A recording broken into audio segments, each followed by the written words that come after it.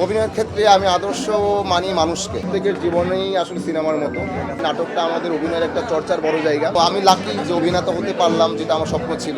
চেষ্টা করে যাচ্ছি ভালো অভিনেতা হওয়ার। একদিন আমি দুইটা কাজ করতে পারি না, যে কোনো একটা কাজ করতে হয়। তো বিষয়টা হচ্ছে যে আমি তো খায়রুল বাশার, বাট সামির বললে আমি খুশি হই, কারণ মনে হয় যে আমার কাজটা পৌঁছাচ্ছে। আমার কাজটা যিনি আমাকে সামির ডাকলেন উনি দেখেছেন, তো এটা একটা অন্যরকম ভালো লাগার কাজ করে। অবশ্যই অ্যাওয়ার্ড পেলে খুশি হই। অ্যাওয়ার্ডও তো একরকম গিফট না, তার চেয়েও বেশি।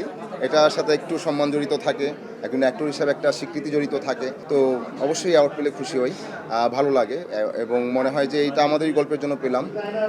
তো এটা স্ট্রবেরি সুপার ডটেড ও ক্লাসিক ভ্যারিয়েন্ট সেন্সেশন জাগুক শিহরণ। এটা আমাদেরই গল্প সম্মানিত হলো এবং ওই গল্পটার জন্য আসলে পাওয়া, ওই কাজটা মানুষের ভালোবাসায় পৌঁছতে পেরেছে বলে সেই ভালোবাসা পাচ্ছি। ব্যস্ততা তো ব্যালেন্স করার মতো বিষয় না, আমার মনে হয় ব্যস্ততায় আছি, তো ব্যস্ততায় চলছে, ওইটাকে আর ব্যালেন্স করতে যাচ্ছে না। যখন যে ব্যস্ততা থাকে, আমার হয় কি অনলাইন, যখন যে কাজটা থাকে, যেদিন যে কাজটা থাকে, ওই কাজটা ছাড়া আর কোনো কাজ রাখে। একদিন আমি দুইটা কাজ করতে পারি না, যে কোনো একটা কাজ করতে হয়। বাট আজকে ডাবিং শেষ করে অ্যাওয়ার্ড নিতে হচ্ছে, দুইটা কাজ ছিল। আচ্ছা, অনেকেই নাটক থেকে সিনেমায় আসছেন। আমার মনে হয় সিনেমাতে মোটামুটি যে যারা অভিনেতা হিসাবে প্লে করছেন, প্রায় সবাই নাটক থেকে আসা এরকম। এর বাইরে অনেকেই প্রোটাগনিস্ট হিসাবে কাজ করছেন নাটক থেকে এসে। তো ব্যাপারটাকে আমি দারুণভাবে দেখি, কারণ মনে হয় নাটকটা আমাদের অভিনয়ের একটা চর্চার বড় জায়গা। এখানে আমরা নানা ধরনের চরিত্র প্লে করে নিজেকে আরও অনেক বেশি জ্বালাই করতে পারি, নিজেকে আরও ইমপ্রুভ করতে পারি এবং ভাবনার জায়গা তৈরি হয় যে এই নানা রকম সীমাবদ্ধতার ভিতরেও নিজেকে আসলে কিভাবে ওই চরিত্রে ফিক্সড রাখা যায় এবং আরও সুবিধা পেলে বা সময় পেলে কীভাবে সেই চরিত্রটার জন্য আর একটু মনোযোগী হওয়া যেতে পারে বা প্রস্তুতি নেওয়া যেতে পারে।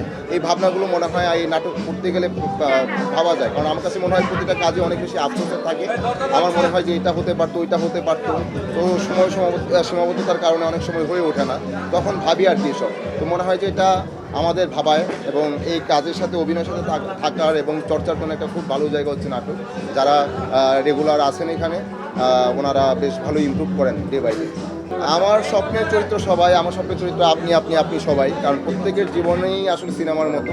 প্রত্যেকের আলাদা কিছু কষ্ট থাকে, আলাদা কিছু অভিজ্ঞতা থাকে, আলাদা কিছু বলার থাকে, আলাদা কিছু বলতে চায় কিন্তু বলতে পারে না, সে না বলা কথা থাকে। তো আসলে আমার স্বপ্নের চরিত্র বলে আলাদা বিশেষ কিছু আমি চিন্তা করে রাখি না, কারণ আমার কাছে মনে হয় প্রত্যেকটা মানুষের জীবনের গল্প খুব ইম্পর্ট্যান্ট, প্রত্যেকটা গল্প খুব ইম্পর্ট্যান্ট।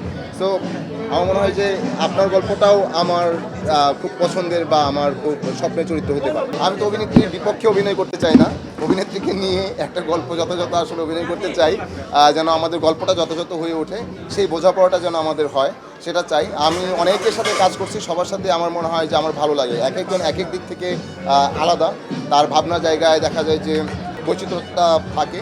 তো ওই সকলের বৈচিত্র্যতাই আসলে আমার কাছে সুন্দর ভাবে আসে।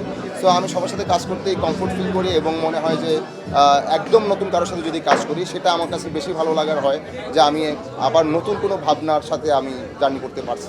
অভিনয়ের ক্ষেত্রে আমি আদর্শ মানি মানুষকে, কারণ আমার দেখে আসা এবং আমি এই যে দেখছি অনেক মানুষ, সেই মানুষকেই ভাবি এবং মানুষের তার অবস্থান, তার পরিস্থিতি, তার পেশাগত জায়গা, তার ভাবনার জায়গা, কোন পরিস্থিতিতে আসলে সে কীরকম ভাবে, কেন তার এই ঘটনা নিয়ে এই ধরনের চিন্তা ভাবনা, এগুলো ভাবতেই ভালো লাগে এবং মানুষকে নিয়ে ভাবতে ভাবতে আসলে আমার অভিনয়ের প্রতি ভালো লাগা তৈরি হওয়া।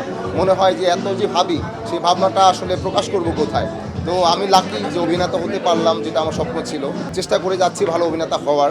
ওই মানুষ দেখেই আসলে মানুষকে নিয়ে ভাবনা, এবং সেই ভাবনাটা কিছুটা প্রকাশ করতে পারছি এখানে, বা নিঃশ্বাস নিতে পারছি অভিনেতায়।